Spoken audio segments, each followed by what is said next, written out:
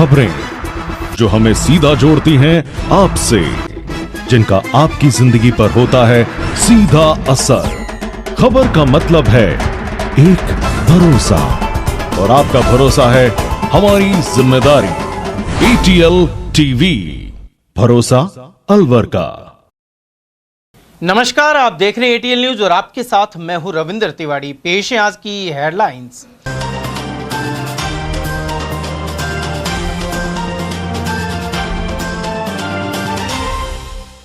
गरीब रथ एक्सप्रेस के कोच में आग लगने से मची खलबली। तिजारा फाटक के पास ट्रेन रोककर पाया काबू। बंदूक साफ कर हवाई फायर करते वक्त छर्रा लगने से महिला हुई जख्मी। सूर्यनगर में सामने आई घटना। भूमि विवाद में फायरिंग के 11 आरोपियों को हुई 7 साल की कैद। टोडियार का बास में गोली चलने से कई लोग हुए थे घायल। और SIR के तहत 4 नवंबर से होगी वोटर्स की ऑनलाइन मैपिंग। प्रताप ऑडिटोरियम में दी ट्रेनिंग। और अब जानते हैं खबरों को विस्तार से। गरीब रथ एक्सप्रेस के कोच में आग लगने से यात्रियों में अफरा तफरी मच गई। जानकारी के अनुसार दिल्ली से जयपुर की ओर जा रही गरीब रथ एक्सप्रेस ट्रेन के एक कोच के नीचे तिजारा फाटक के पास अचानक आग लग गई। कोच से धुआं उठता देख यात्री घबराकर नीचे उतर गए। सूचना मिलते ही ट्रेन कर्मचारी और इलेक्ट्रीशियन मौके पर पहुंचे। जांच में पाया गया कि कोच के ब्रेक चिपकने से घर्षण हुआ, जिससे नीचे आग लग गई। वहीं ट्रेन में लगे ऑटो फायर सिस्टम से आग पर तुरंत काबू पा लिया गया। कर्मचारियों ने करीब 45 मिनट की मशक्कत के बाद कोच के ब्रेक सही किए। इस दौरान ट्रेन करीब 1 घंटे तक तिजारा फाटक के पास खड़ी रही। इसके बाद ट्रेन को सुरक्षित रूप से जयपुर अजमेर मार्ग पर रवाना किया गया। उधर दिल्ली से आए यात्री महेंद्र ने बताया कि ट्रेन अलवर स्टेशन से लगभग 2 किलोमीटर पहले झटके के साथ रुकी थी। जब यात्री नीचे उतरे तो कोच के नीचे से सफेद धुआं निकलता हुआ दिखाई दिया। वहीं इलेक्ट्रीशियन सर्विस चतुर्वेदी ने बताया कि घटना में किसी यात्री को कोई नुकसान नहीं हुआ। उधर फायर ऑफिसर जगदीप तक्षक के अनुसार सूचना मिलते ही बुधवार और भवानी तोप दमकल केंद्रों से वाहन मौके पर रवाना किए गए। वहीं स्टेशन मास्टर सीताराम वर्मा ने फोन पर जानकारी देते हुए बताया कि खैरतल स्टेशन के पास किसी यात्री ने चैन खींच दी थी। ट्रेन को बार बार रोकने के कारण पहिए पर घर्षण बढ़ गया, जिससे वह बेहद गर्म हो गया और धुआं उठने लगा। इस दौरान ट्रेन को शिवाजी पार्क केबिन के पास रोका गया और पहिए की जाँच की गई। बाद में ट्रेन को अलवर से सुरक्षित रवाना कर दिया गया। आज देखिए सूचना मिली थी कि गरीब रथ में आग की सूचना मिली थी ट्रेन में। उसके बाद गाड़ी बुद्ध विहार फायर स्टेशन से भी एक गाड़ी निकलवाई और भवानी तोप फायर स्टेशन से भी एक गाड़ी निकलवाई। लेकिन जैसे मौके पे पहुंच के पता चला कि जो रेलवे के कर्मचारी थे उन्होंने फायर एक्सटिंग्विशर वहां पे चला दिए थे, तो इस वजह से वहां पे ऐसी कोई आग दिखाई नहीं दी और गाड़ी पहुंच गई थी। तो इसलिए दूसरी गाड़ी को हमने रास्ते में से वापस ही लौटा दिया। सर, रेलवे के अधिकारी से कुछ बातचीत, क्या घटनाक्रम रहा, किस तरीके से? देखिए, रेलवे के अधिकारियों से तो वहाँ पे बात नहीं हो पाई क्योंकि वहाँ पे लोगों की भीड़, वो पैसेंजर भी इकट्ठे हो रखे थे, तो ऐसा कुछ पता नहीं लग पाया। लेकिन ऐसा चक्के से जैसे कुछ ऐसे धुआं सी उठी हो, ऐसा कुछ था।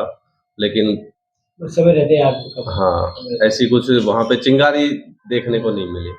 कितने बजे की सूचना थी आपको वहाँ पर मौके पर पहुंचे? जैसे 11:50 पे मेरे पास फोन आया था और मैं 10 मिनट के अंदर वहाँ पे अपने जो बाइक से नगर निगम से मैं था ऑफिस में, वहाँ से पहुँच गया था और गाड़ी बुद्ध विहार फायर स्टेशन से हमारी मौके पे पहुँच गई थी। अलवर के सूर्यनगर में लाइसेंसधारी 12 बोर की बंदूक से हवाई फायर करते वक्त महिला को छर्रा लग गया। प्राथमिक उपचार के बाद उसे घर भेज दिया गया। जानकारी के अनुसार महिला 35 वर्षीय नीलम का पति कुलदीप बंदूक को साफ कर हवाई फायर कर रहा था। इसी दौरान बंदूक से निकला छर्रा पास खड़ी नीलम के कंधे पर लग गया। महिला को निजी अस्पताल में ले जाया गया, जहाँ प्राथमिक उपचार के बाद उसे घर भेज दिया गया। यह घटना शुक्रवार रात करीब 12 बजे की है। सूचना मिलते पर पुलिस मौके पर पहुंची और घटना की जानकारी ली। जांच में पता चला कि फायरिंग लाइसेंसधारी बंदूक से की गई थी। वैशाली नगर थाना प्रभारी गुरुदत्त सैनी ने पूरी घटना की जानकारी प्रदान की। सदर थाना क्षेत्र के टोडियार का बास गांव में भूमि विवाद के दौरान फायरिंग को लेकर दोनों पक्षों के 11 आरोपियों को 7-7 साल के कठोर कारावास मिला है। साथ ही ADJ संख्या 2 कोर्ट ने 5-5 हजार रुपए के जुर्माने से दंडित किया है। यह मामला वर्ष 2014 का है, जब शाकिर और सद्दाम के परिवारों के बीच जमीन को लेकर विवाद हुआ था। इस दौरान दोनों पक्षों में फायरिंग हुई, जिसमें कई लोग घायल हो गए थे। घायलों का इलाज जिला अस्पताल में कराया गया था। घटना के बाद सदर थाना पुलिस में मुकदमा दर्ज कर जाँच शुरू की और चालान कोर्ट में पेश किया। विशिष्ट लोक अभियोजक महेश मीणा ने बताया कि करीब 11 साल बाद कोर्ट ने इस मामले में फैसला सुनाया है। साथ ही आरोपियों शाकिर, दीन मोहम्मद, समय सिंह, सुबत, शाहरुख, जमशेद, शौकत, मौसम, सद्दाम, दलवीर, जसमाल और महबूब को दोषी करार दिया। वहीं 12वें आरोपी की सुनवाई के दौरान बीमारी से मौत हो चुकी थी। अभियुक्त 25 अक्टूबर 2014 से 19 मार्च 2015 तक इस प्रकरण में पुलिस और न्यायिक अभिरक्षा में रह चुके हैं, जिसे सजा में समायोजित किया जाएगा। गांव टोडियार का मामला है, 2014 की बात है, थाना सदर की बात है। दो पक्षों के बीच में शाकिर, सद्दाम नाम के दो परिवार हैं, उनके आपस में झगड़ा था और खेत के विवाद को लेकर आपसी रंजिश में दोनों पक्षों में गोलियां चली और दोनों पक्षों के बीच मुकदमा दर्ज हुआ। चार्जशीट पेश की गई एडीजी नंबर 2 में। आज हमारी माननीय न्यायाधीश रिद्धिमा शर्मा द्वारा दोनों पक्षों को, उनको सारे मुलजिमों को सजा करी है, जिसमें सरकार सद्दाम में 4 मुजरिम थे, जिसमें एक मुजरिम दलवीर की दौरान अनुसंधान मतलब दौरान मुकदमे की मौत हो चुकी है। बाकी तीन मेंबर इसमें, 8 मेंबर इसमें। सरकार 735 नंबर FIR में, तो इसमें सबको 7-7 साल की सजा और 5-5 हज़ार रुपये के जुर्माना। अलवर जिला निर्वाचन विभाग की ओर से प्रताप ऑडिटोरियम में मतदाता सूची से संबंधित SIR यानी विशेष गहन पुनरीक्षण के तहत ट्रेनिंग दी गई। इसमें अलवर शहर और अलवर ग्रामीण विधानसभा क्षेत्र के BLO को आवश्यक प्रशिक्षण दिया गया।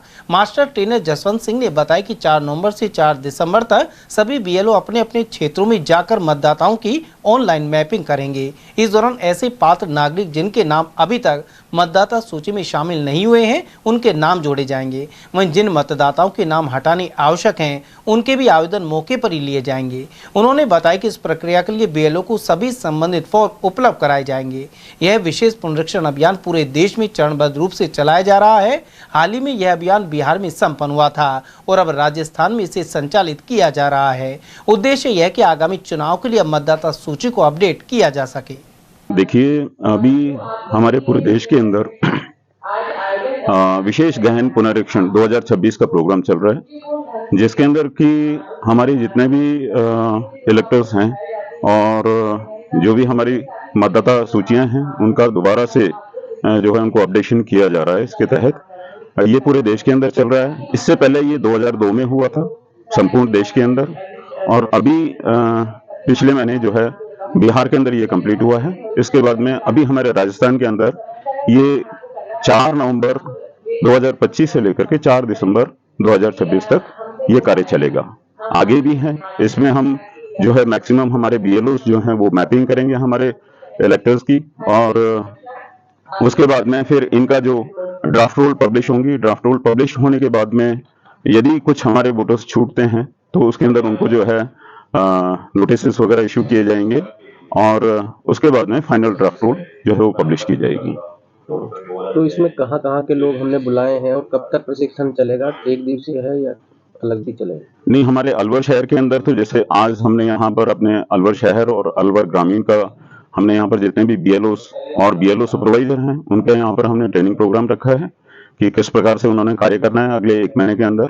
और इसके बाद में फिर हम कल राजगढ़ के अंदर हम जो है वो हमारे बाकी जो भी हमारे विधानसभा क्षेत्र बचे हुए हैं उनको हम वहाँ पर ट्रेनिंग देंगे।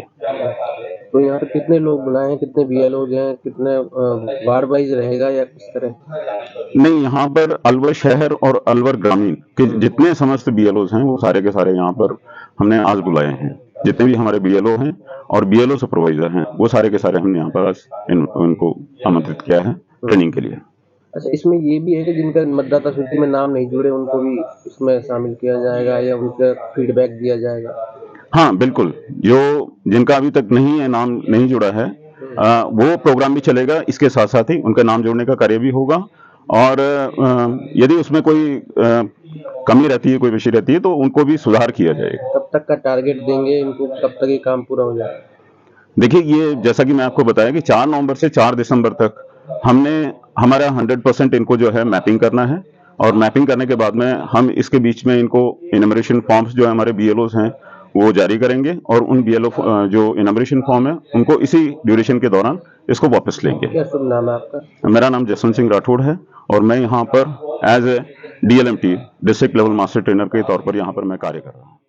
उधर कलेक्टर एवं जिला निर्वाचन अधिकारी डॉक्टर आरतिका शुक्ला ने मतदाता सूची के एसआईआर को लेकर राजनीतिक दलों के प्रतिनिधियों के साथ बैठक की। साथ ही एसआईआर में सहयोग देने की अपील की, जिससे कोई भी पात्र व्यक्ति छूट न जाए और कोई भी अपात्र व्यक्ति मतदाता सूची में शामिल ना हो। जिला कलेक्टर ने बताया कि 4 नवंबर से 4 दिसंबर तक गणना प्रपत्र भरे जाएंगे। वहीं 9 दिसंबर को मतदाता सूचियों के प्रारूप का प्रकाशन किया जाएगा। बैठक में उप जिला निर्वाचन अधिकारी मुकेश कायथवाल, भाजपा जिला अध्यक्ष अशोक गुप्ता, कांग्रेस जिला अध्यक्ष योगेश मिश्रा और प्रवक्ता रिपुदमन गुप्ता, आम आदमी पार्टी के जिला अध्यक्ष जगन्नाथ गोयल, बसपा के जिला अध्यक्ष करमचंद अलवरिया और जिला सचिव मनोज गौतम आदि मौजूद रहे। देवउठनी एकादशी पर बाजारों में खासी रौनक रही। बैकुंठ धाम मंदिर के महंत सुमेर गिरी ने बताया कि यह तिथि शनिवार और रविवार 2 दिन मनेगी। वहीं शाम को गीत गाकर देव उठाने की रस्म की जाती है। इस दिन अबूझ मुहूर्त के चलते शादियां बड़ी संख्या में होती हैं। ये हमारे 5 जो है ना स्वयं सिद्ध अबूझ सावे होते हैं, जिनमें देव उठनी एकादशी भी एक है। अब की बार एकादशी में थोड़ा, जैसे आज सुबह एकादशी आई है और कल सुबह 7:21 तक एकादशी रहेगी, तो आज जैसे कि लोग व्रत भी नहीं करते हैं, क्योंकि वो बोलते हैं कि साहब आज तो 10वीं वेदा है। कल व्रत ज़्यादा लोग करेंगे और ऐसे ही विवाहों का चक्कर पड़ रहा है। कुछ लोग आज कर रहे हैं, कुछ लोग कल करेंगे, तो ये 2 एकादशी होने के कारण ये समस्या आ रही है। अन्यथा तो एकादशी कोई विवाह होते हैं। तो अब की बार 2 मनाई जा रही है। 2 मनाई जा रही है। तो दूसरी सुबह 7 बजे तक रहेगी कल। 7:21 तक रहेगी कल। तो अबूझ सावा इस तरह इसमें किसी से मतलब अब वो तो ये अबूझ ही है, तो अब दोनों ही एकादशी हैं, तो फिर एकादशी को ही होगा। क्योंकि हमारे यहाँ उदयात तिथि को ज़्यादा महत्व देते हैं। सूर्य उदय के समय जो तिथि होती है उसको ज़्यादा महत्व दिया गया है, इसलिए कल का ज़्यादा माना जाएगा विवाह आदि के लिए, व्रत के लिए। लेकिन देव तो आज ही उठेंगे, क्योंकि रात्रि में उठाते हैं हम लोग देव, तो आज रात्रि को एकादशी रहेगी, इसलिए रात्रि को देव उठेंगे। उधर बजाजा बाजार से दुकानदार महबूब खान ने बताया कि इस मौके पर लोग शादी विवाह के लिए बर्तन खरीदने आ रहे हैं। वहीं कन्यादान के लिए फैंसी आइटम की भी खासी मांग है। साथ ही बाजार में चहल पहल बनी हुई है। मेरा नाम महबूब खान है। ये देवउठनी 11 के अच्छी हो रही है, ग्राहक आ रहे हैं। उसके पीतल कांसी ज़्यादा बिकते हैं शादी विवाह में। जैसे पीतल की कांसी है, जयगढ़ पीतल का लोट है, कांसी का कटोरा, कांसी की थाली है, ये लोग बाजार में ठीक ठाक है। बाजार में बढ़िया चल रहा है। रौनक भी 15-20 दिन पहले ले लेते हैं बाजार में शादी वाले।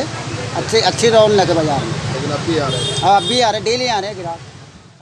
और वहीं देवोत्थान एकादशी पर अलवर के ब्रह्मचारी मोहल्ला स्थित श्री खाटू श्याम मंदिर में विशेष आयोजन हुआ। यहां भव्य सजावट की गई और बाबा की प्रतिमा को फूलों से सजाया गया। शनिवार सुबह से ही खाटू श्याम बाबा के दर्शन के लिए श्रद्धालु आने शुरू हो गए थे। साथ ही केक काटकर बाबा का जन्मदिन मनाने और महाआरती की तैयारी की गई। जय श्री श्याम। आज ब्रह्मचारी मोहल्ले में श्री श्याम बाबा के मंदिर में काफ़ी भीड़ है। आज यहाँ सब 11 की पूजा के लिए आए हैं। हारे के सहारे की जाओ, यहाँ हर मनोकामना पूरी होती है। भक्तों की आस्था है यहाँ पे, और मैं भी यहाँ आ रही हूँ। मुझे मेरे बाबा ने सब कुछ दिया। आज जो कुछ भी है सब मेरे श्याम बाबा की बदौलत। आज बाबा का जन्मदिन है। हर साल मैं बाबा का जन्मदिन मनाने हूँ। हारे के सहारे की जय हो, 3 बाणधारी की जय हो श्याम बाबा। अलवर शहर में लगातार मंदिरों में चोरियां हो रही हैं। एक दिन पूर्व लाल डिग्गी चमत्कारी महादेव मंदिर में चोरी हुई थी। वहीं अरावली विहार थाना क्षेत्र में अब देर रात श्री सार्वजनिक शिव मंदिर में अज्ञात चोरों ने चोरी की वारदात को अंजाम दिया। चोर मंदिर परिसर में रखे करीब 7 से 8 दान पात्र तोड़कर नगद राशि पार करके ले गए। महंत गोपाल गिरी ने बताया कि सुबह जब मंदिर के द्वार खोले गए तो दान पात्र टूटे मिले। पूरी वारदात सीसीटीवी कैमरे में कैद हो गई है। उधर अरावली विहार थाना पुलिस ने मामला दर्ज करते हुए जाँच शुरू कर दी है। अभी रात को आ रहे हैं लगातार। अभी मंदिरों में भी चोरी हो रही है। यहाँ पे भी 7-8 ताले तोड़ रहे। पहले भी यहाँ चोरी हुई है। 2-3 दिन पहले भी 4-5 गंगा सागर चोरी करके ले गए। अभी 2-3 दिन पहले एक चांदी की कोई चांदी की वो घंटी थी, वो भी चोरी करके ले गए। ये श्री 1000 सार्वजनिक शिव मंदिर मंगल विहार, मोती डूंगरी रोड। यहाँ रात को 2 दिन पहले दोपहर में 11 से 12 के बीच में 4 गंगा सागर ले गए, एक आरती को ले गए। और आज रात्रि को सारे दरबारों के दान पात्र तोड़ दिए मंदिरों के। करीब कितने दान पत्र तोड़े? कम से कम दान पात्र तोड़ते 6 दान पात्र तोड़े।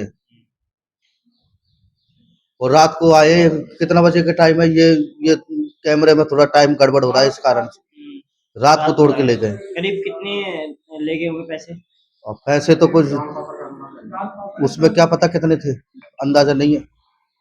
आप करीब हिसाब से होंगे 5-7 हज़ार रुपये, तो इतना तो मान के चलो, 5-7 हज़ार रुपये तो मान के चलो आप। लगातार मंदिर में चोरी होती है? हाँ, लगातार हो रही है, ये चोरी हो रही है, ये समझ भाई दूज के दिन से रात को। हाँ, 10 दिन के अंदर 3 दिन हो गया इसी मंदिर में। शिकायत दी पहले आपने? अभी कल मैं रिपोर्ट करा करके आया हूँ गंगा सागरों की और घड़ियाल की, आरएल बिहार थाने में। उल्लेखनीय है कि इससे पहले भी शहर के कई मंदिरों में चोरी की घटनाएं हो चुकी हैं। लगातार हो रही इन वारदातों से श्रद्धालुओं में आक्रोश देखने को मिल रहा है। अलवर के एनएबी थाना क्षेत्र स्थित सोमवंशी कॉलोनी में शुक्रवार शाम एक हादसे में मां बेटी झुलस गई। जानकारी के अनुसार मुंडावर क्षेत्र निवासी महेश खटीक की पत्नी रेनू हाली भैया दोस्त पर अपने पियर 200 फीट रोड स्थित सोमवंशी कॉलोनी आई थी। वह अपनी मां की आंख का इलाज करवाने के लिए यहां कुछ दिन रुक गई। शुक्रवार शाम कमरे की खिड़की पर गर्म दूध रखा हुआ था और नीचे बेड पर लेटी रेनू ने जैसे ही चादर ओढ़ने का प्रयास किया, उसका हाथ दूध के बर्तन से टकरा गया। इससे गर्म दूध का बर्तन पलट गया और रेनू के ऊपर गिर गया। पास ही बैठी उसकी 4 वर्षीय बेटी रानू भी झुलस गई। हादसे के बाद परिवारजन दोनों को तुरंत सामान्य चिकित्सालय लेकर पहुंचे। इसका नाम रेनू है और वह कोर्ट में भी आई है और मेरे पास आई भैया दूध का। कौन सा गाँव में? Alwar 200 foot Somvanshi colony. हाँ, सोमवंशी कॉलोनी शहर में? हाँ। अच्छा, फिर उसके बाद ही कल वो दूध सा गर्म करा तो अलमारी में रखते नहीं, लोट वाला लगी तो चद्दर खींचा, ऐसा कैसे हुआ, बाबू नहीं गिर गई यहाँ पे। बस बच्ची भी थी? हाँ, बच्ची थी, 4 साल 4.5 साल की बच्ची है। उसके भी अड़की फड़की सी लगी। पति का क्या नाम है? महेश। सर्दी की दस्तक को देखते हुए नगर निगम द्वारा अलवर शहर में रैन बसेरों का संचालन किया जाता है। यहां मूलभूत सुविधाओं की जानकारी लेने के लिए शुक्रवार शाम नगर निगम आयुक्त सहित निगम की टीम ने आकस्मिक निरीक्षण किया। आयुक्त सोहन सिंह नरूका ने केडलगंज में श्री अन्नपूर्णा रसोई का भी जायजा लिया और यहां भोजन करने वाले लोगों से संवाद किया। इस दौरान लोगों ने भोजन की क्वालिटी संतोषजनक बताई। नरूका ने बताया कि रैन बसेरों में आने वाले लोगों को उचित सुविधाएं उपलब्ध कराने की हिदायत दी गई है। राजस्थान विधानसभा में नेता प्रतिपक्ष टीकाराम जूली ने गौशालाओं को मिलने वाले अनुदान में देरी होने पर राज्य सरकार को आड़े हाथ लिया है। जूली ने गोपालन राज्य मंत्री जवाहर सिंह बेड़म को नसीहत दी है कि आमजन को भ्रमित करने की बजाय अपनी कमियां स्वीकार करें एवं उनमें सुधार करें। गोपाष्टमी के मौके पर जूली ने गौशालाओं को अनुदान मिलने में विलंब के आरोप लगाए थे। नेता प्रतिपक्ष के अनुसार इसके बाद मंत्री बेड़म द्वारा आनन फानन में सरकार का बचाव किया गया। उधर जूली ने कहा कि 3 दिन पहले ही गौशाला संचालकों ने मई जून तक अनुदान लंबित होने के कारण प्रदर्शन करने की चेतावनी दी है। वहीं अलवर जिले की 39 गौशालाओं को 9 माह से अनुदान नहीं मिला है, जिससे 20,000 से अधिक गोवंश के लिए चारे पानी का संकट हो गया है। जबकि कांग्रेस सरकार के समय ही 3 महीने के लिए गौशालाओं को अनुदान देना शुरू हुआ था और फिर इसे बढ़ाकर 9 माह का कर दिया गया था। बेडम साहब, मैंने थोड़ा सा ध्यान आकर्षण क्या कर दिया, आप तो नाराज ही हो गए और आप अपने मुख्यमंत्री जी के बचाव में कूद गए। हकीकत जानी भी नहीं आपने। हाँ, ये सही है, मैंने जो क्लिप डाली न्यूज़ की वो 3 महीने पहले की है, तो 3 महीने पहले भी आपकी सरकार थी। सबसे पहली बात तो ये है, और वो मैंने डाली भी इसीलिए थी कि कल आप जो जिस प्रकार से मुख्यमंत्री जी गौ पूजा कर रहे थे, तो हकीकत ये है कि गौ माता तो भूखी मर रही है। 3 महीने पहले कौन से गाय को चारे की जरूरत नहीं थी क्या, या अनुदान की जरूरत नहीं थी। और अभी 28 तारीख को ही जो गौशाला संचालक हैं उन्होंने भी हड़ताल की चेतावनी दी है, उनका भी आपने मई जून तक का भुगतान नहीं किया है। तो ये सिर्फ एक दिखावा करना। एक तो वो हमारी सरकार थी जिन्होंने गायों का अनुदान जो है 3 महीने से बढ़ाकर 9 महीने कर दिया था, और ऐतिहासिक रूप से वसुंधरा जी के समय में जो खर्चा होता था उससे लगभग 6 गुना ज़्यादा पैसा हमने गौ माता के लिए खर्च किया। गौशालाएं खोली, नंदीशालाएं खोली। तो आप गोपाष्टमी पे ये कहते हैं कि हाँ हम भी इसको 9 महीने से बढ़ाकर 12 महीने का अनुदान की घोषणा करते हैं, तब तो कोई बात अच्छी भी लगती। आप ऐसे कब तक बचाओगे मुख्यमंत्री जी को? हर विभाग में, हर डिपार्टमेंट, हर काम में आप लोगों की कमजोरी है। और अब तो आपके खुद के मंत्री कहने लग गए कि हमारी सरकार की मॉनिटरिंग कमजोर है। आप तो ये दिखावा छोड़िए, जनता की सेवा कीजिए। इसलिए इन सब चीज़ों को छोड़ो और मैं जो आपका ध्यान आकर्षण करता हूँ ना, उसका बुरा मत मानो, उसको पॉजिटिव ले, जो कमियां हैं उसको दूर करो। मुझे पूरा यकीन है कि आप मेरी बात पे जरूर संज्ञान लेंगे और गौशालाओं का जो अनुदान है वो 9 महीने से बढ़ाकर 12 महीने करेंगे। धन्यवाद। मत्स्य औद्योगिक क्षेत्र के ग्राम झारेड़ा में ग्रामीणों ने देवस्थान जमीन को अतिक्रमण से मुक्त करवाने की मांग की है। स्थानीय ग्रामीणों ने बताया कि देवस्थान की करीब 6 बिस्वा भूमि नगर विकास न्यास अलवर के नाम दर्ज है, लेकिन इस जमीन पर पड़ोसी द्वारा अतिक्रमण कर पक्का निर्माण करने का प्रयास किया जा रहा है। इसकी शिकायत ग्रामीणों द्वारा तहसीलदार एवं न्यास के सचिव सहित अन्य अधिकारियों को की गई है। उन्होंने कुछ कार्मिकों से मिली भगत कर पैमाइश करने के आरोप भी लगाए। लाखन सिंह और चावर सिंह सहित ग्रामीणों ने प्रशासनिक अधिकारियों की टीम द्वारा सीमांकन की मांग भी उठाई है। उन्होंने कहा कि देवस्थान की जमीन पर मंदिर बने हुए हैं और भगवान हनुमान सहित अन्य देवी देवताओं की प्रतिमाएं विराजमान हैं। उधर पड़ोसी जमालुद्दीन खान ने बताया कि मामले की एक बार जांच हो चुकी है और वे दोबारा जांच को भी तैयार हैं। उन्होंने खुद की जमीन पर ही निर्माण करने का दावा किया है। साथ ही कहा कि पुलिस प्रशासन के आदेश के बाद इसे रोक दिया गया है और गाँव की सहमति से ही निर्माण किया जाएगा। 6 एकड़ जमीन देवस्थान के नाम है, जो यूआईटी के नाम दर्ज है। फिलहाल इसमें दुर्गा जी का मंदिर है, हनुमान जी का मंदिर है, भूमे जी का मंदिर है, पितरों के स्थान है। और इस पर कब से मंदिर है? ये मंदिर कब से है? सैकड़ों साल से है हनुमान जी का मंदिर, तो बाकी बाद में बने हैं कुछ। अच्छा, ये 6 एकड़ की जमीन का क्या मामला है? ये 6 एकड़ की जो जमीन है, इससे लगता हुआ खसर नंबर 87 है, जो कल्लू खां पुत्र हुरमत खां, साबदीन पुत्र चावला, इनके नाम है। ये इस खेत में प्लॉटिंग कर रहे हैं। प्लॉटिंग में देवस्थान की भूमि को दबाकर और उसमें प्लॉटिंग की जा रही है। अब आप इसका दोबारा भू प्रबंधन विभाग से सीमा ज्ञान कराया जाए ग्रामवासियों की मौजूदगी में, जिससे ये मुक्त हो सके। तो आपका मुख्य मांग इसकी सीमांकन दोबारा कराना, सीमांकन और गांव के सामने कराई जाए और भू प्रबंधन विभाग से हो।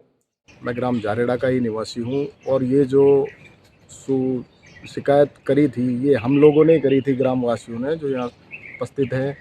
और इसमें क्या है साहब, ये एक 85 और 86 नंबर खसरा है, जो देवस्थान गैर मुमकिन ज़मीन है, उसके लगता हुआ एक 87 नंबर खसरा है, जो उसके अंदर प्लॉटिंग हो रही है।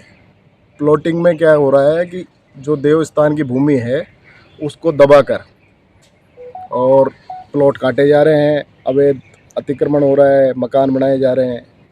तो हमने जो शिकायत करी थी उसके आधार पे यहाँ सीमा ज्ञान के लिए टीम आई थी।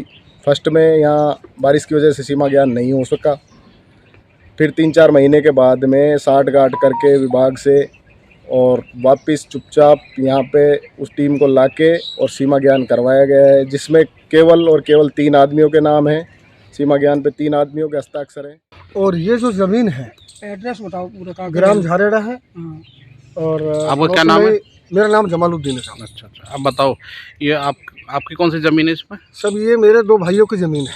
ये वाली? ये खेत है जिसमें आप यहाँ खड़े हैं, और एक उधर उसमें गेहूँ बो दिए। अच्छा, तो दोनों भाई ने बटा लिया। अगला खेत मेरा है, वो मैंने ले रखा है, उसके लिए रास्ता निकाल दिया, एक रास्ता ये निकाल दिया। यहाँ कोई विवाद नहीं है। गांव वाले जो भाई हैं, जब हमने इसका सीमांकन किया था, हमने इनको बुलाया था सर, इन्होंने हमें लेआउट दे दिया और हमने इस पर काम चालू कर दिया बाउंड्री वाल का। और उसके बाद इन्होंने हमसे कुछ कहा नहीं और ये चले गए सरकार में। वहाँ इन्होंने कागज़ लगा दिए स्टे के। हमने वहाँ ये पूछा कि साहब क्या स्टे है, आप बताएं। अब एक तो बीच में आपकी बात काट रहा हूँ, ये जमीन पर जो प्लॉटिंग हो रही है आप कर रहे हो, हाँ जी, कृषि भूमि है ये? नहीं, हमारा 1 मिनट मेरी बात सुनिए, भूमि कृषि भूमि है ना? हाँ साहब, कृषि भूमि है। आपने 90 की कार्रवाई करवाई है? नहीं साहब, हमने कोई कार्रवाई नहीं कराई और न हम प्लॉट बेच रहे हैं। तो फिर ये प्लॉटिंग 2 प्लॉट हमारे हैं। एक भाई ने 1 प्लॉट पहले बेचा था, उसके पास तंगी थी पैसे की। अच्छा, अब खुद का मकान बनाएंगे और गेहूं बो दिए हमने खेत में, गेहूं हमारे में। इसकी 10 रजिस्ट्री मैं दे दूंगा सर प्लॉटिंग की। अब वो इनका काम है, ये कुछ भी करें। अब ये बताओ, इसमें देवभूमि का जो हिस्सा है, बिल्कुल मैं इसी पे आ रहा हूँ सर जी। देवभूमि, हमको देवभूमि, कब्रिस्तान, मंदिर, मस्जिद, हमें कोई ज़मीन चाहिए ही नहीं। इन्होंने इसका सीमा ज्ञान का कहीं लगाया यूआईटी में, क्योंकि ये ज़मीन यूआईटी के नाम है।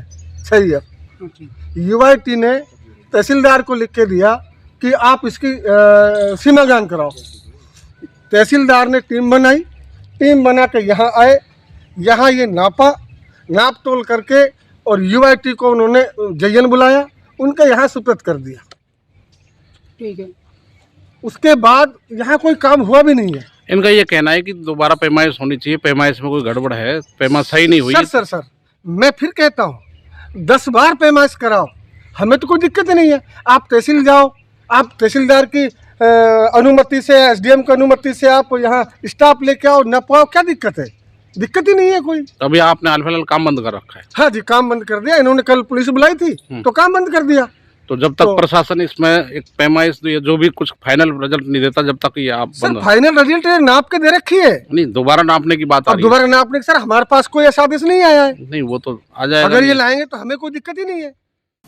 रोडवेज के अलवर आगार की महिला परिचालक के साथ लक्ष्मणगढ़ बस स्टैंड पर 12 सितंबर को मारपीट हुई थी। इस प्रकरण में आरोपी की गिरफ्तारी के बाद 5 नवंबर को प्रस्तावित चक्का जाम हड़ताल को स्थगित कर दिया गया है। संयुक्त मोर्चे के पदाधिकारी कालीचरण जोशी ने बताया कि मारपीट का मामला लक्ष्मणगढ़ थाने में दर्ज करवाया गया था, लेकिन पुलिस द्वारा कार्रवाई नहीं करने पर संयुक्त मोर्चे को ओर से आंदोलन जारी था। अब आरोपी प्रीति मीणा की गिरफ्तारी के 5 नवंबर को प्रस्तावित चक्का जाम हड़ताल को स्थगित कर दिया गया है। हालांकि आरोपी का भाई अभी गिरफ्तार नहीं हुआ है।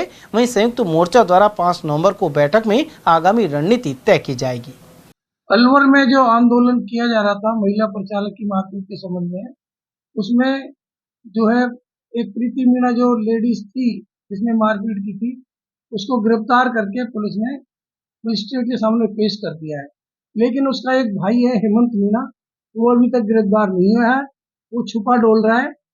तो हम जो 5 तारीख को भी बस चक्का जाम का आंदोलन करने वाले थे, उसको तो हमने स्थगित कर दिया है, लेकिन हम 5 तारीख को मीटिंग करेंगे। तीनों जो यूनियन है, बीएमएस, एटक और एसोसिएशन, तो आगे क्या रणनीति करनी है ये हम मीटिंग करने के बाद ही कुछ कर पाएंगे। लेकिन पुलिस ने उसको गिरफ्तार करके इस आंदोलन को हमने अभी स्थगित कर दिया। 5 तारीख को चक्का जाम नहीं होगा। आपका नाम और पद? कालीचरण जोशी और एसोसिएशन मेंबर प्रदेश सचिव। अखिल विश्व गायत्री परिवार द्वारा करौली कुंड के समीप स्थित गायत्री मंदिर में शनिवार से निःशुल्क सिलाई प्रशिक्षण शुरू हो गया। 3 माह तक लगने वाले शिविर के दौरान महिलाओं को विभिन्न प्रकार के वस्त्रों की सिलाई के लिए प्रशिक्षित किया जाएगा। शिविर प्रभारी लता शर्मा के अनुसार महिलाओं को स्वावलंबी बनाने के उद्देश्य से गायत्री परिवार की ओर से यह शिविर लगाए जाते हैं। इसमें महिलाओं को निःशुल्क कपड़े और सिलाई मशीन उपलब्ध कराई जाएगी। अलवर में सूर्य नगर रोड स्थित श्री चमत्कारी शिव मंदिर में रविवार से 9 दिवसीय संगीत में शिव महापुराण कथा आरंभ होगी। कथा का वाचन श्री चित्रकूट धाम उत्तर प्रदेश से आए स्वामी कमलदास बापू कर रहे हैं। इस उपलक्ष्य में रविवार सुबह 9:15 बजे मंदिर से गाजे बाजे के साथ विशाल कलश यात्रा निकाली जाएगी। महावीर इंटरनेशनल अलवर केंद्र द्वारा शांति कुंज में संचालित आचार्य हस्ते चिकित्सालय में आई कैंप संपन्न हुआ। केंद्र सचिव सूर्यकांत भारद्वाज ने बताया कि इस शिविर में 145 मरीजों की नेत्र जांच कर मोतियाबिंद के 35 मरीजों को चिन्हित किया गया। इनके लेंस प्रत्यारोपण के ऑपरेशन डॉक्टर राकेश गुप्ता द्वारा निःशुल्क किए गए। एटक ने शुक्रवार को 106वां स्थापना दिवस मनाया। इस मौके पर झंडारोहण वरिष्ठ नेता एवं प्रदेश सचिव हरिओम चुग ने किया। उन्होंने इस मौके को गौरवपूर्ण बताया। साथ ही कहा कि एटक मजदूर आंदोलन के साथ ही आमजन की समस्याओं के लिए भी संघर्षशील रहा है। एटक की स्थापना 31 अक्टूबर 1920 को महान स्वतंत्रता सेनानी लाला लाजपत राय की अध्यक्षता में मुंबई में हुई थी। उधर इस अवसर पर एटक के जिला अध्यक्ष राजकुमार बख्शी को 75 वर्ष की आयु पूर्ण होने पर सम्मानित किया गया। उन्हें प्रदेश सचिव चुग और गजराज सिंह ने शॉल ओढ़ाकर सम्मानित किया। बख्शी ने कहा कि मजदूरों को हमेशा जागरूक एवं संघर्षरत रहने की जरूरत है। उधर जिला महासचिव तेजपाल सैनी ने आरोप लगाया कि मोदी सरकार मजदूरों के 44 कानूनों को समाप्त कर 4 करोड़ बिल लेकर आई है। इसके जरिए मजदूर संगठनों पर अप्रत्यक्ष रूप से हमला किया गया है। कार्यक्रम को नंदलाल, कालीचरण जोशी एवं हुकुमचंद सैनी ने भी संबोधित किया। जो कार्यक्रम किया है, आज एटक का 106वां स्थापना दिवस है। एटक की जो स्थापना हुई थी लाला लाजपत राय की अध्यक्षता में पहला अधिवेशन बॉम्बे में हुआ था। वो 31 अक्टूबर 1920 में हमारा पहला अधिवेशन हुआ जिसमें एटक की स्थापना की गई थी। उसी के आज संदर्भ में हमने यहाँ जिले स्तर पर भी हमने एक कार्यक्रम आयोजित किया गया है, जिसमें झंडारोहण का जो हमारे सीनियर साथी है कावड़ हरिओम चुग ने झंडारोहण कर इस कार्यक्रम की शुरुआत की है। और इसमें हमने हमारे जो सीनियर साथी है कावड़ राजकुमार बख्शी जो जिला अध्यक्ष भी हैं, उनकी 75 वर्ष की आयु पूरी होने का हमने उनको आज सम्मानित भी किया है। और एटक के इतिहास के संदर्भ में जो एटक का गौरवशाली इतिहास रहा है, संघर्षशील इतिहास रहा है, जितने भी जो श्रम कानून हैं वो एटक ने ही बनवाए थे। आज उन्हीं कानूनों को ये सरकार त्रस्त करने जा रही है, उनको तोड़ने जा रही है और 4 कानून लेबर कोड बना करके उनको ध्वस्त कर रही है। अभी हाल ही में राजस्थान सरकार ने भी जो कारखाना अधिनियम 1948 में जो संशोधन किया है, जिसमें 8 घंटे के स्थान पर 12 घंटे ड्यूटी करने की बात सरकार ने कही है, जो विधानसभा में इन्होंने पास किया है। साथ ही महिलाओं को भी रात्रि पाली में ड्यूटी करने के लिए सहमति सरकार ने दी है। तो इस तरह के जो कानून पास कर रही है वो लगातार मजदूर विरोधी है। और दूसरे जो कानून अभी इन्होंने पास ऑर्डर्स जो जारी किए हैं उसमें ओपीएस को समाप्त करने की बात कही है, तो हम ओपीएस के लिए भी संघर्ष करेंगे। श्याम बाबा का तृतीय भव्य श्याम वंदना आनंदोत्सव 10 नवंबर को अलवर में बुधवार से कांजी हाउस के सामने आयोजित होगा। आयोजनकर्ता प्रदीप सोनी एवं विनय लता सोनी ने बताया कि 9 नवंबर को शाम 4 बजे श्याम नाम की मेहंदी कार्यक्रम होगा। साथ ही 10 नवंबर को शाम 7 बजे जागरण प्रारंभ होगा। इस दौरान रजनी राजस्थानी, शिवम रावल, गौरव दत्त और संजय शर्मा सहित अन्य गायक बाबा श्याम के भजनों की प्रस्तुतियां देंगे। वहीं 11 नवंबर को कीर्तन स्थल पर विशाल भंडारा आयोजित किया जाएगा। इस मौके पर बाबा का भव्य दरबार सजेगा और इत्र और पुष्प वर्षा की जाएगी। अलवर के सभी श्याम प्रेमियों और सभी श्याम मंडलों से और सामाजिक संस्थाओं को मेरा और मेरे परिवार की तरफ से आपको जय श्री श्याम। 3 दिन का अलवर में भव्य महोत्सव होने जा रहा है। उसमें 9 तारीख को शाम 4:15 बजे मेहंदी का प्रोग्राम चलेगा, जिसमें अलवर के जो कलाकार हैं वो अपनी भजनों की प्रस्तुति देंगे और लेडीजें वहाँ पे बैठ के मेहंदी का लगाएंगी। जेंट्स और लेडीज जो भी होगा, श्याम बाबा का उत्सव का नाम ही आनंद उत्सव रखा गया है, तो आनंद बरसे मैं प्रभु से यही कामना करता हूँ।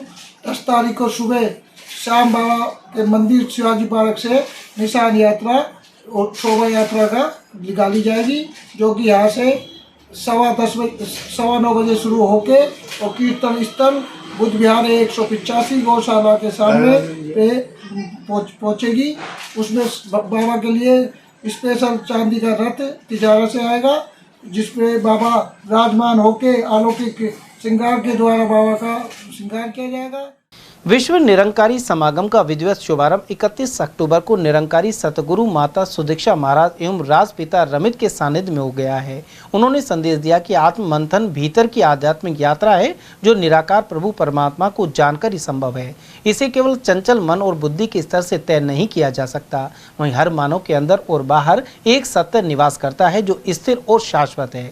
इसी सत्य को पहले जानना होगा। इससे मन में सबके प्रति प्रेम का भाव पैदा होगा और नफरत समाप्त होगी। इससे पूर्व समागम स्थल पर उनका भव्य स्वागत किया गया। साथ ही Nirankari institute of music and arts के 2500 से भी अधिक विद्यार्थियों ने भरतनाट्यम एवं स्वागत गीत की प्रस्तुतियां दी। गौरतलब है कि समा लखा हरियाणा में हो रही समागम में अलवर सहित देश विदेश से श्रद्धालु भाग ले रहे हैं। आज यहाँ निरंकारी समालखा ग्राउंड में विश्व स्तरीय जो संत समागम हो रहा है, इसका उद्घाटन सदगुरु माता सुदीक्षा जी महाराज एवं राजपिता रमेश जी के कार्यक्रम द्वारा किया जा रहा है। आप देख रहे हैं चारों तरफ लाखों की संख्या में यहाँ श्रद्धालु भक्तजन न केवल भारत से अपितु देश विदेश से श्रद्धालु यहाँ पहुँचे हैं और सदगुरु माता जी का आशीर्वाद एवं सत्संग का आनंद ले रहे हैं। अमृत Khatri, press and publicity, Sant Nirankari मंडल अलवर। समाचार में वक्त तो चला छोटे से अल्प विराम का। आप बने रहिए टीएल टीवी के साथ।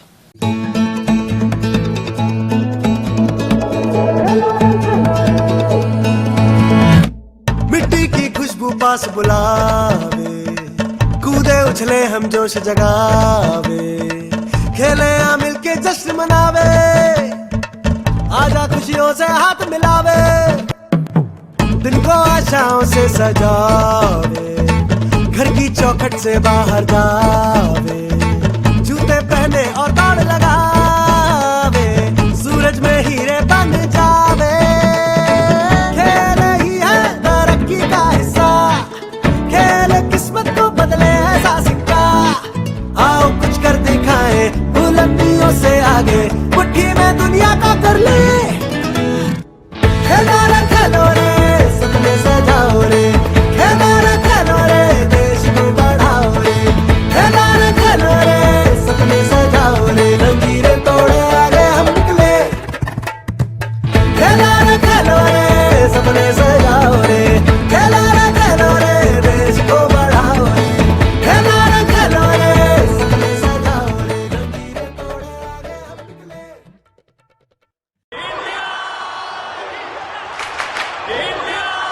आपके घर के सेफ में, बैंक के वॉल्ट में, ड्रेसर के ड्रॉअर में। एक ऐसी चीज है जो इंडिया को स्ट्रॉन्गर बना सकता है, आपका पुराना सोना। तो इस दिवाली क्यों ना उसे ही एक्सचेंज करके नई ज्वेलरी खरीदे। भारत का ऑलमोस्ट सारा सोना इंपोर्ट होता है, लेकिन अगर आप पुराना सोना एक्सचेंज करेंगे तो इंपोर्ट नहीं करना पड़ेगा, जिससे अपना देश स्ट्रॉन्गर बनेगा, है ना।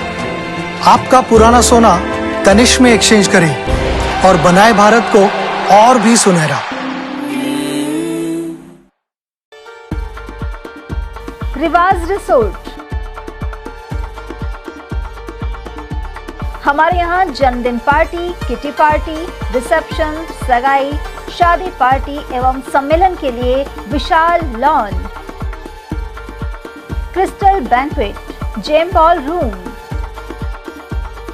25 कमरे एवं शानदार पार्किंग व्यवस्था है।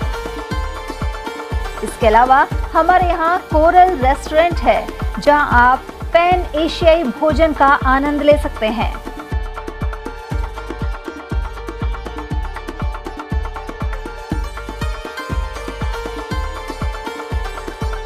हमारे पास Indian, tandoori snacks, pasta, pizza, sandwich एवं चाइनीज व्यंजनों की व्यवस्था है।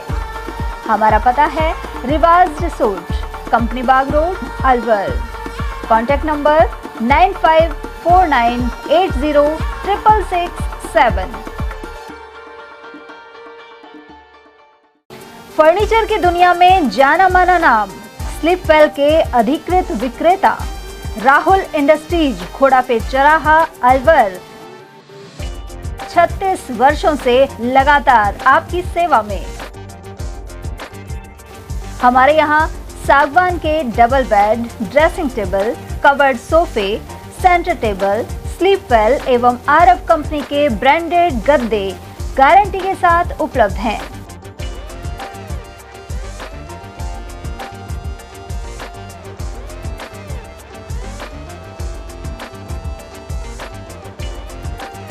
हमारे यहाँ सागवान फर्नीचर, कवर्ड सोफे ऑर्डर से भी बनाए जाते हैं। एक बार शोरूम पर पधारकर सेवा का मौका अवश्य दें। हमारी अन्य जगह कोई ब्रांच नहीं है। हमारा पता राहुल इंडस्ट्रीज, घोड़ापेट चौराहा, Rajput hostel, Alwar. Mobile number 9461136318 and 9413536318। Khandelwal नमकीन। हमारे यहाँ उपलब्ध है शुद्ध देसी घी गजक, चॉकलेट ड्राई फ्रूट गजक, व्रत की फलाहारी नमकीन, फलाहारी बिस्किट, फलाहारी खाखरे, आलू वेफर्स, केला चिप्स, देसी घी आटा बिस्किट, देसी घी नान खटाई, काजू पिस्ता, बादाम पिस्ता और मल्टीग्रेन बिस्किट। नमकीन स्पेशल वैरायटी में तिल मठरी, मेथी मठरी, हींग सेव, मसाला मिक्स, बादाम लच्छा, झालमुरी, रोस्टेड नमकीन आदि भी मिलती हैं। हमारे यहाँ अनेक प्रकार के हेल्दी स्नैक्स भी मिलते हैं। पालक चिप्स, मूंग दाल चिप्स, मखाना चिप्स, चुकंदर चिप्स और आटा एवं सूजी के गोलगप्पे, कचौरी, समोसा, मठरी, चाट पपड़ी और रोस्टेड अलसी मठरी भी मिलती है। हमारा पता है खंडेलवाल नमकीन, स्टेशन रोड, गौशाला के पास, अलवर।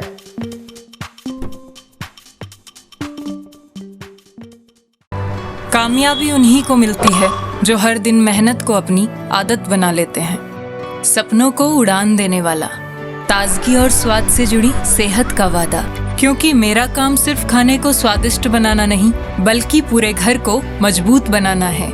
इसलिए मेरा भरोसा है चांसलर सोयाबीन रिफाइंड ऑयल, जो रखे कोलेस्ट्रॉल को संतुलित और बनाए आपकी हड्डियों को और भी मजबूत।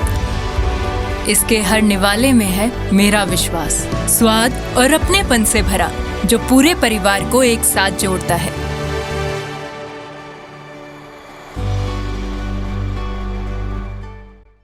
अलवर का अपना जाना पहचाना नाम स्ट्रॉन्गर स्पोर्ट्स फेयर, शहर का एकमात्र स्पोर्ट्स फेयर और गुड्स शोरूम, जहां इस वर्ष मिल रहा है ब्रांडेड ट्रैक सूट्स पर धमाकेदार offer. Shiv Naresh, Select, Bold, Stronger और जस्ट जैसे ब्रांड्स पर मिल रहा है भारी डिस्काउंट। और हाँ, हर ट्रैक सूट के साथ एक जैकेट बिल्कुल फ्री। साथ ही Nivia, Cosco, Spartan, Yonex, Alpha, SS, SG और अन्य स्पोर्ट्स गुड्स पर भी जारी है विशेष छूट। सिर्फ 18, 19 और 20 तारीख को ट्रैक सूट्स पर पूरे 40% का डिस्काउंट। तो देर किस बात की, आइए और दीजिए हमें एक बार सेवा का मौका।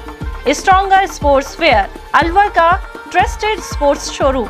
हमारा पता है stronger sports fair, Gopal talkies, bus stand के पास, अलवर। Mobile number Ashok Kumar 9460374217, Ajay Kumar 9414890908। हीरे, सोने, चांदी के जेवरातों के विक्रेता दुर्गा प्रसाद सुनील दत्त ज्वेलर्स, बजाजा बाजार, Alwar.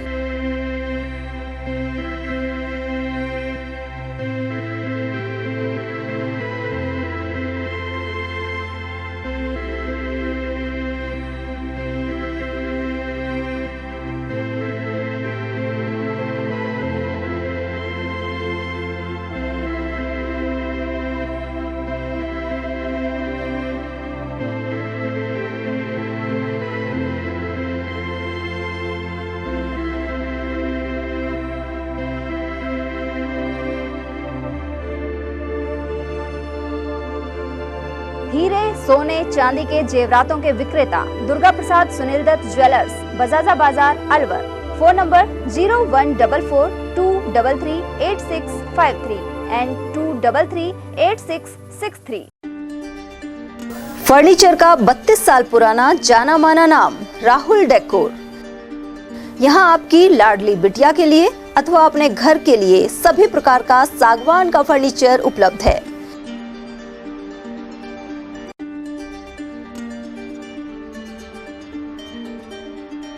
Double bed, dressing table, sofa set सागवान एवं कपड़े वाले तथा सेंटर टेबल, भट्टी कलर, स्टील अलमारी, ब्रांडेड एवं सॉफ्टी फोम के गद्दे आपकी नाप तोल से बनाए जाते हैं।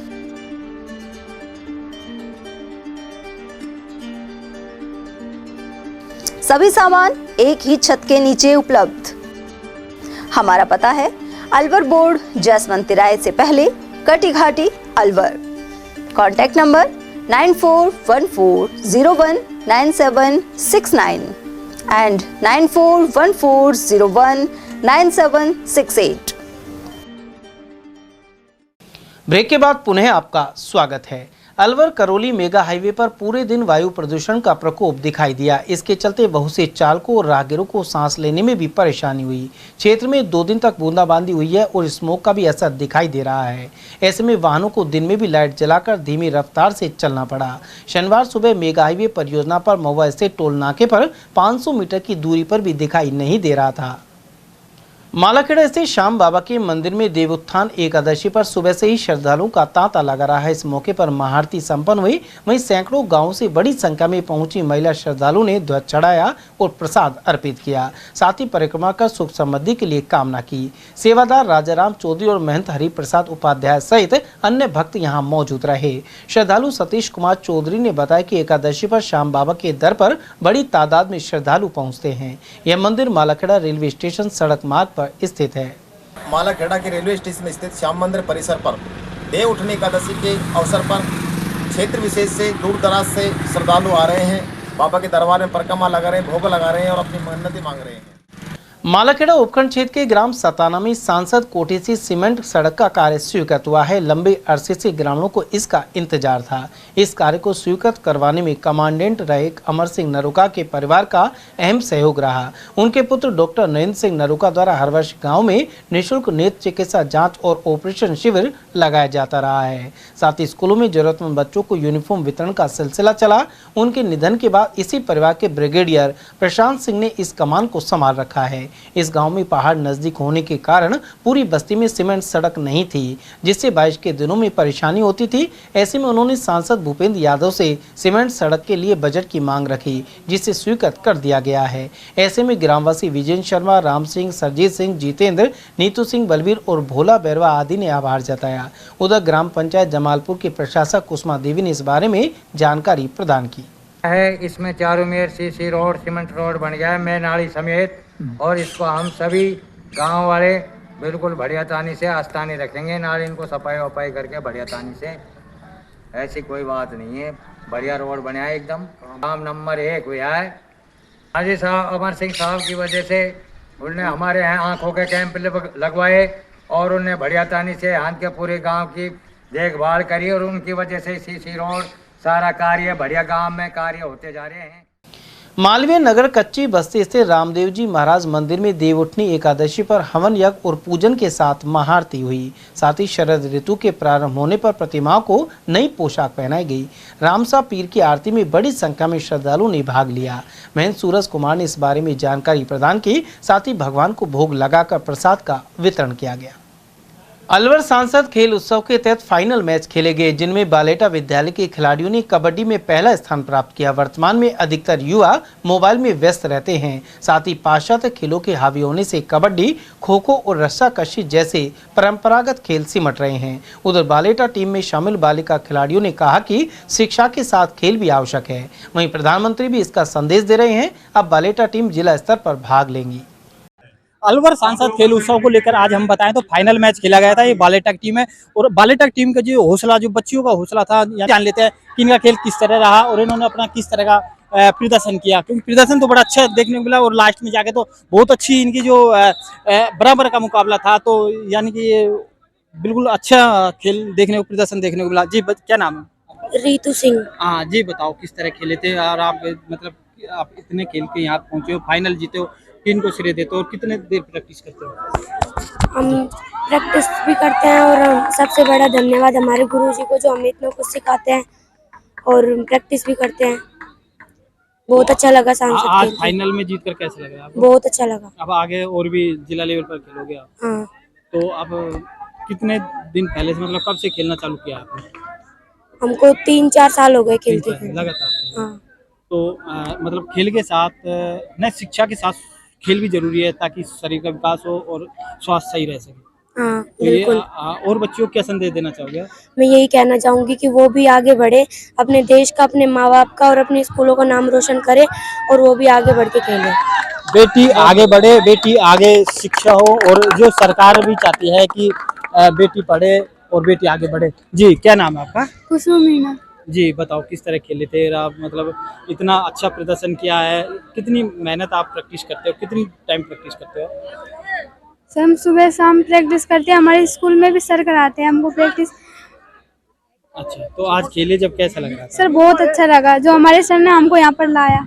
तो आगे भी इस तरह जी, इन्होंने बालेटा का नाम रोशन किया है और इन बेटियों ने आगे भी जिला स्तर पर भी करेगी, देश में भी नाम रोशन करेगी। सर आप कोच हो, तो क्या कहना चाहोगे बच्चियों के लिए? मैं तो यही कहना चाहता हूँ कि बच्चे आगे बढ़ें और मेहनत करें, जिला स्तर पर भी प्रथम आए।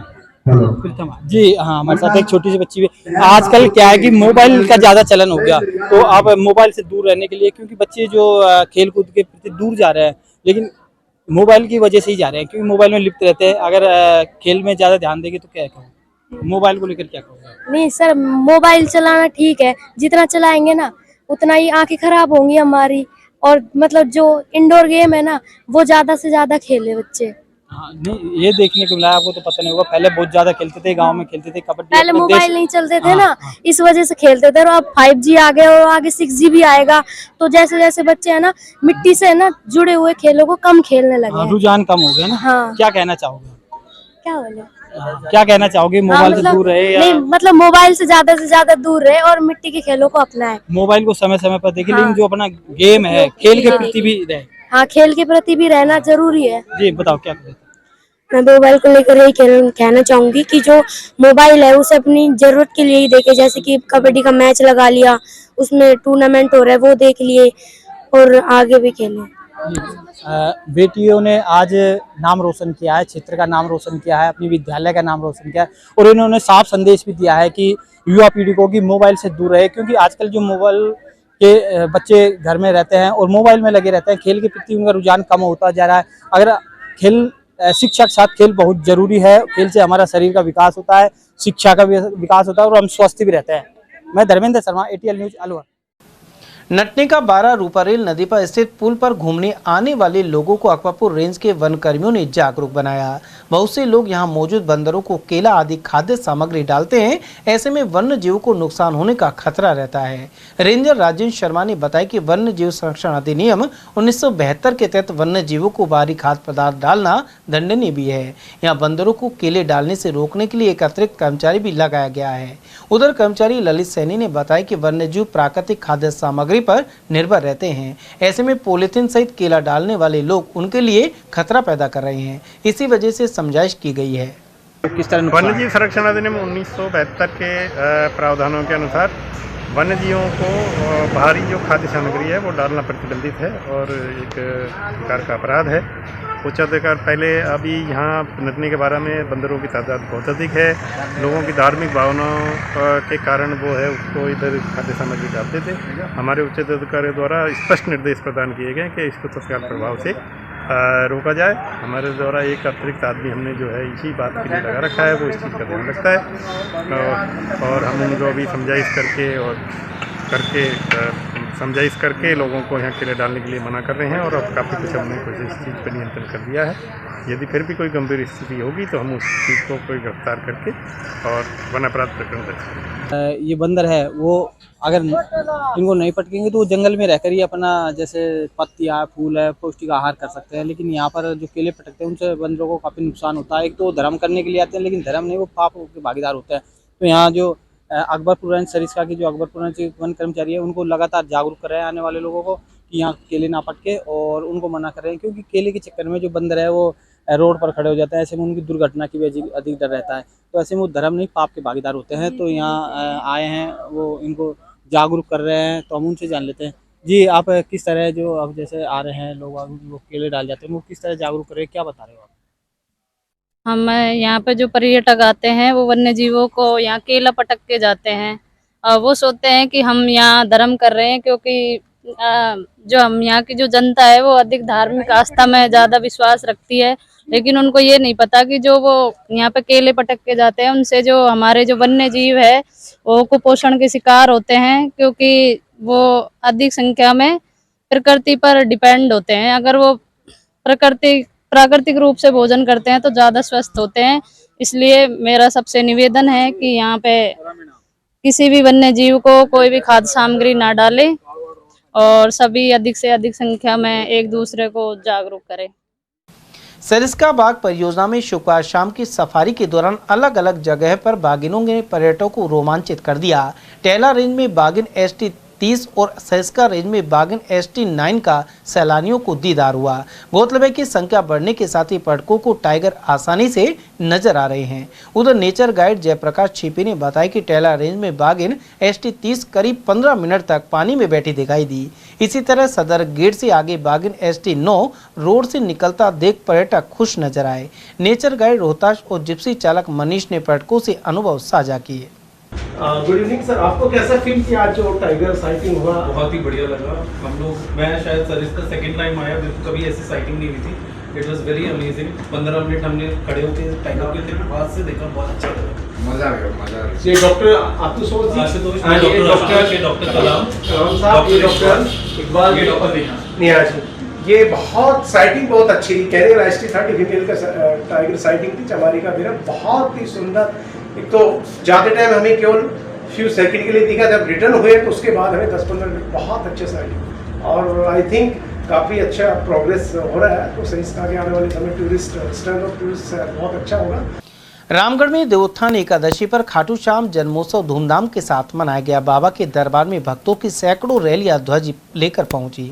सुबह से ही बाबा के दरबार में भक्तों की कतार लगनी शुरू हो गई थी। वहीं बैंड बाजों, घोड़े और रथों में सजी भगवान की मनमोहक झांकियों के साथ भव्य शोभा यात्रा निकाली गई। इसमें शामिल महिलाएं बाबा श्याम के भजनों पर नाचती हुई चल रही थी। मंदिर पर मेले जैसा माहौल बना रहा। इस अवसर पर जन कल्याण समिति के अध्यक्ष जवाहरलाल तनेजा, संयोजक दिनेश शर्मा बंटी, श्याम मंदिर कमेटी अध्यक्ष शंकर श्रीवास्तव, महेंद्र गोपालिया, कांग्रेस नेता जयराम मीणा, भाजपा मंडल अध्यक्ष भगवान सैनी, एडवोकेट अमित भारद्वाज और युवा नेता लाखन शर्मा आदि मौजूद रहे। कांग्रेस नेता जयराम मीणा के नेतृत्व में शोभा यात्रा का भव्य स्वागत तहसील मंच पर किया गया। इस अवसर पर पुलिस प्रशासन ने भी व्यवस्थाएं की। राजगढ़ में सैनी समाज सामूहिक विवाह एवं समाज उत्थान समिति की ओर से देवउठनी 11 पर सामूहिक विवाह सम्मेलन आयोजित हुआ।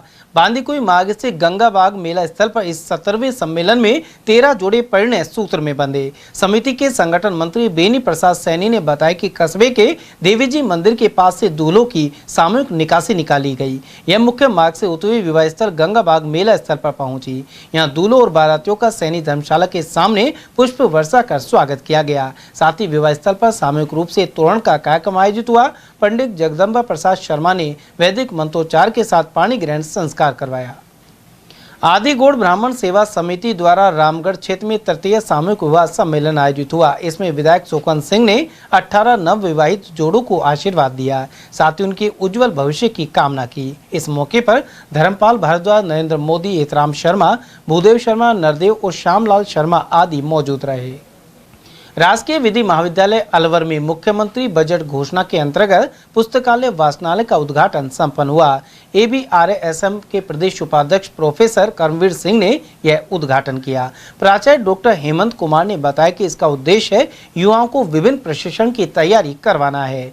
यहाँ अध्ययन से उन्हें इसमें मदद मिलेगी। उधर कार्यक्रम में professor Rajkumar Goyal, doctor Priyanka, doctor Mahesh Kumar, doctor Sundar Singh Yadav, Yogesh Kumar, Kuldeep Singh और डॉक्टर रजनी परमार आदि मौजूद रहे। मुंडावर पंचायत समिति के ग्राम सिहाली कला में अलवर सांसद एवं केंद्रीय मंत्री भूपेंद्र सिंह यादव पहुंचे। इस दौरान ग्रामीणों की ओर से उन्हें चांदी का मुकुट पहनाया गया। इस दौरान अलवर सांसद एवं केंद्रीय मंत्री भूपेंद्र सिंह यादव ने बाबा कुंदन दास सरोवर का निर्माण करने के लिए भूमि पूजन किया। साथ ही 11 लाख रुपए भी स्वीकृत करने का ऐलान किया। उन्होंने कहा कि आगामी समय में पानी के संभावित संकट के समाधान के लिए ग्रामीण क्षेत्रों में तालाब और बांध का निर्माण होना जरूरी है। इसके लिए सरकार के साथ गांव के लोगों को भी सहयोग करना चाहिए। साथ ही नशा मुक्ति पर भी ध्यान देना होगा। उन्होंने अलवर सांसद खेल उत्सव के बारे में जानकारी दी। केंद्रीय मंत्री यादव ने कहा कि क्षेत्र के विकास में किसी प्रकार की कमी नहीं होने दी जाएगी।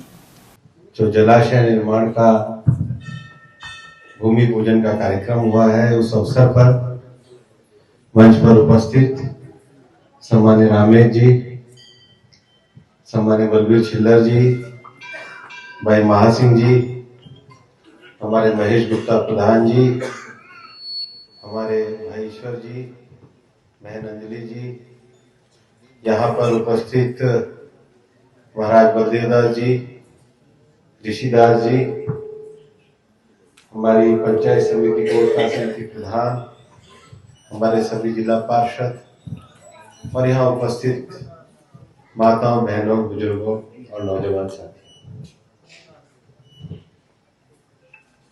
ये जो स्थान है, ये बाबा कुंदन दास जी की तपस्थली है।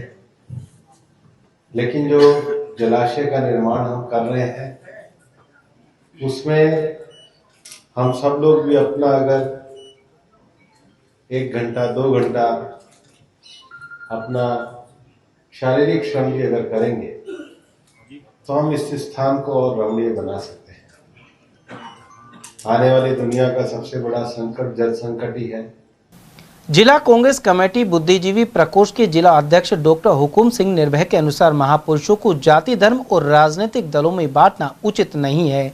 भाजपा के कुछ नेताओं ने कांग्रेस पार्टी पर सरदार वल्लभ भाई पटेल को उचित मान सम्मान नहीं देने के आरोप लगाए थे। साथ ही राजनीतिक रूप से उन्हें कमजोर करने की बात कही थी।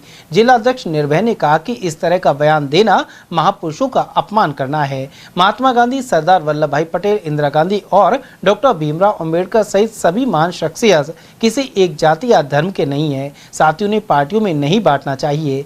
जिलाध्यक्ष के अनुसार सरदार वल्लभ भाई पटेल को कांग्रेस पार्टी ने गृह मंत्री सहित उप प्रधानमंत्री पद की जिम्मेदारी दी थी, वहीं देश को एकीकृत करने का काम भी सौंपा था और इसलिए उन्हें लौह पुरुष की उपाधि दी गई है। निर्भय ने भाजपा पर महापुरुषों के नाम पर राजनीति करने के आरोप लगाए हैं। सर, पूरा देश के प्रथम गृह मंत्री सरदार वल्लभ भाई पटेल की 150वीं जयंती मना रहा है, लेकिन भारतीय जनता पार्टी के लोग कहते हैं कि कांग्रेस पार्टी ने सरदार वल्लभ भाई पटेल को प्रधानमंत्री नहीं बनाया, उनको मान सम्मान नहीं दिया जो मिलना चाहिए था। आप कांग्रेस पार्टी के वरिष्ठ नेता हैं, बुद्धिजीवी प्रकोष्ठ के जिलाध्यक्ष हैं, क्या प्रतिक्रिया? आपके चैनल के माध्यम से आपने जो सवाल किया है, मैं इस विषय पर ये कहना चाहूँगा। देखिए, जो महापुरुष होते हैं वो किसी पार्टी के नहीं होते। महात्मा गांधी को आप किसी पार्टी से बांध नहीं सकते। ये पार्टी का धर्म है कि अच्छा जो व्यक्तित्व है, जिन्होंने अच्छे कार्य किए हैं, उनसे हम प्रेरणा लें और हमारी पार्टी की विचारधारा में उनको उचित स्थान दें। तो ये बांटना, महापुरुषों को बांटना, देश के लिए जिन्होंने कुर्बानियाँ दी, देश के लिए जिन्होंने अमिट कार्य किए, और उनको बांटना कि कांग्रेस ने उनका अपमान किया या सम्मान नहीं किया। कांग्रेस ने अपमान किया तो तुमने क्या किया था? मैं ये कहूँगा तुम थे ही नहीं, तुम्हारा अस्तित्व नहीं था, तुम्हारा क्या योगदान है? तो ये उल्टी बातें करना मैं समझता हूँ राष्ट्र हित में नहीं है। महान महान होता है, चाहे वो स्त्री हो, पुरुष हो, कोई भी हो, देश का सपूत है, देश के लिए काम किया है, वो देश का महान व्यक्ति है, महापुरुष है। और सभी पार्टियों को, सभी धर्मों को, सभी विचारधाराओं के लोगों को ऐसे महापुरुषों का सम्मान करना चाहिए। जहाँ तक बात सरदार पटेल की है, तो भारतीय इतिहास में सिर्फ दो ही ऐसे व्यक्ति हैं जिन्हें एक आयरन मैन है और एक आयरन वोमेन है। आयरन मैन सरदार वल्लभ भाई पटेल हैं। सरदार भाई पटेल ने स्वतंत्रता के संग्राम में सहयोग ही नहीं किया, अपितु आज़ादी के बाद जो अलग अलग छत्रप अपनी अपनी रियासतें चला रहे थे और देश को एक संघ का ढांचा नहीं मिल पा रहा था, गणतंत्र जिसे हम बनाना चाहते थे, वो काम सरदार वल्लभ भाई पटेल ने देश के लिए किया। 562 छोटी बड़ी रियासतों को मिलाकर एकीकरण करके और देश के लिए एक मजबूत स्तंभ का काम किया। अगर जर्मनी में बिस्मार्क ने जो काम किया था, वो भारत में सरदार पटेल ने किया था। मैं ये कह सकता हूँ कि सरदार पटेल ने भारत की एकता और अखंडता को स्थापित किया, इसलिए वो लौह पुरुष हैं और उनके योगदान को मिटाया नहीं जा सकता। वो भारत के गृह मंत्री थे, वो भारत के प्रथम उप प्रधानमंत्री थे। ऐसी शख्सियत को मैं इस अवसर पर आपके चैनल के माध्यम से सत सत नमन करता हूँ और सभी पार्टियों से, विशेषकर उन पार्टियों से जो आपने सवाल किया, ये निवेदन करता हूँ, ये अपील करता हूँ कि महापुरुष किसी विचारधारा, किसी पार्टी का नहीं होता, वो देश का सपूत होता है। और किसी विचारधारा में उसको बांध कर देखना, उसके व्यक्तित्व और कृतित्व को कम आंकना है। इस विषय में मैं ये कहना चाहता हूँ। तो आपको लगता है भारतीय जनता पार्टी जो सरदार वल्लभ भाई पटेल है उसके नाम पर राजनीति कर रही है और सरदार वल्लभ भाई पटेल का जो महापुरुष हैं उनके नाम पर विभाजन करके और एक सहानुभूति लेना चाहती है? हाँ, वही बिल्कुल ठीक बात है भाई। आपने उनके लिए उनकी 182 फीट ऊंची प्रतिमा गुजरात में लगाई है, तो अच्छी बात है, महापुरुष उसको लगाना चाहिए, लेकिन उसको डंके बजाना, उसके ढिढोरे पीटना, उसको ऐसे व्यक्तित्व को इस तरीके से पेश करना कि उस पार्टी ने उनका सम्मान नहीं किया था, उसने अपमान किया था, या उन्होंने तो हमारे लिए काम किया था। मेरा सवाल एक, तुम थे ही नहीं, तुम्हारे लिए क्या काम किया? उन्होंने देश के लिए काम किया, वो देश के सपूत हैं, देश के लिए काम किया। बीजेपी का ये एजेंडा, ये प्रोपेगेंडा बिल्कुल गलत है। तो जिस तरह से उनको गृह मंत्री बनाया और डिप्टी पीएम बनाया, आपको लगता है कि उस समय ये बहुत बड़ा सम्मान था और इस सम्मान के वो काबिल थे और उन्हें ये सम्मान दिया गया? कांग्रेस ने कोई कमी नहीं छोड़ी सम्मान? नहीं, कोई कमी नहीं छोड़ी। भारत वो मतलब लोह पुरुष जो ही थोड़ी कहा उनको, उन्होंने काम किया। और देखिए, कोई भी व्यक्ति हो, काम उसका बोलता है। कोरी कल्पना करना, कोरी बयानबाजी करना, उससे कोई अर्थ नहीं निकलता। बीजेपी का इस तरह का समाज में फैलाना, भारत में ये महापुरुष का बल्कि अपमान कर रही है बीजेपी को, उन्हें सीमा रेखा में बांध करके, और इस तरह की उलूल जुलूल बातें कर रही है। ऐसा नहीं करना चाहिए। वो महान है और देश के राष्ट्रभक्त हैं हमारे। जिला कलेक्टर डॉक्टर आरतिका शुक्ला की अध्यक्षता में कलेक्ट्रेट सभागार में अलवर स्मार्ट सिटी प्रोजेक्ट के संबंध में बैठक आयोजित हुई। जिला कलेक्टर ने urban infrastructure development and finance corporation के द्वारा इस योजना के लिए सौंपे गए दायित्वों सहित अलवर शहर की मास्टर प्लानिंग आदि पर चर्चा की। वहीं संबंधित विभागों को आवश्यक दिशा निर्देश दिए। जिला कलेक्टर ने बताया कि स्मार्ट सिटी प्रोजेक्ट के तहत अलवर शहर के लिए 60 करोड़ रुपए राशि के कार्य कराए जाने हैं। इसमें सड़क, सीवर, ड्रेनेज, इंफ्रास्ट्रक्चर, कचरा संग्रहण और डिस्पोजल सहित हेरिटेज लुक और आधुनिक सुविधाएं शामिल हैं। बैठक में यूआईटी सचिव स्नेहल धेगड़े नाना, नगर निगम आयुक्त सोहन सिंह नरोका सहित अनेक अधिकारी उपस्थित रहे। चलते चलते एक बार फिर से नजर डाल लेते हैं आज की हेडलाइंस पर।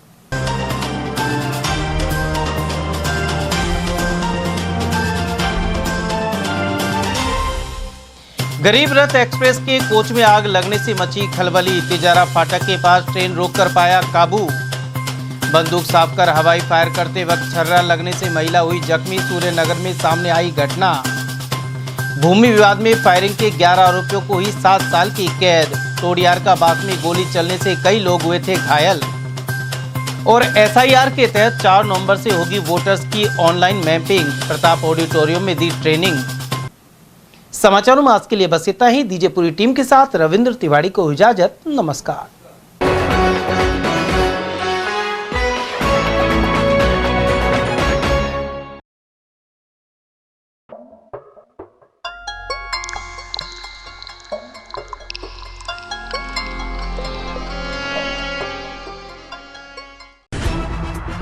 खबरें जो हमें सीधा जोड़ती हैं आपसे, जिनका आपकी जिंदगी पर होता है सीधा असर।